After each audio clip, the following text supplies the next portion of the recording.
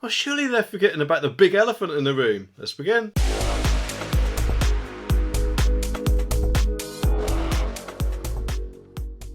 The article says that Octopus is a £15 million customer help fund and a collection of support schemes designed to give extra help to customers most in need. And Octopus Energy is offering electric blankets to the most vulnerable homes, but it may be cheaper for families just to boil a kettle and fill up with a hot water bottle. Octopus Energy, though, has urged any vulnerable customers to contact them if they need support. And on their website it explains that electric blankets tend to cost around £60, and their research shows that a typical home could save £300 by using an electric blanket to keep warm rather than always heating the whole house. Customers, though, who got the electric blanket found that they saved up to 10 to 20% on their bills on average in the winter months after getting their blanket. And yes, of course, while it is good never to look a gift horse in the mouth, because they didn't have to do it, did they? But I do have to point out the big elephant in the room, and no, I am not talking about my girlfriend. What's that? Yeah, couch tonight, thank you very much. The thing is, by offering people electric blankets, I'm guessing that probably means that they've done quite well, shall we say, in recent months, or maybe the last year or so. In which case, wouldn't it therefore be better, rather than them buying electric blankets and obviously posting out to these people,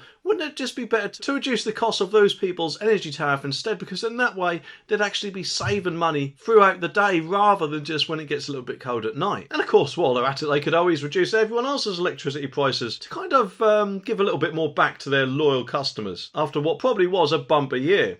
But in general, I just kind of think that it would be better if we produced our own energy rather than importing it from other countries, in which case we probably wouldn't have gotten this problem in the first place, would we? If we weren't so dependent on them. But to be honest, it does make me wonder what things will actually be like in about 5 or 10 years when quite a lot more other people are bound to have EVs by then, aren't they? Considering the 2030 deadline when, of course, all apparently new petrol and diesel cars aren't allowed to be bought anymore, unless, of course, they're a hybrid, apparently. They're due to run out of 2035. Also, I've heard. But it just makes me wonder, if everyone's charging their electric cars at obviously different times of the day, that's bound to have some sort of effect of the amount of energy or electric that we'll consume, wouldn't it? In which case, surely that's even more important that we do produce more of our own electric, and of course gas, rather than rely on other countries to help us out with that. According to the article, though, that is apparently a £300 saving over the year, and heating a whole home costs around £4 a day, whereas an energy efficient electric blanket can heat a person for around 2 to 4 pence an hour. And this means that the electric blanket is a vastly more cost effective way to stay warm, according to the article,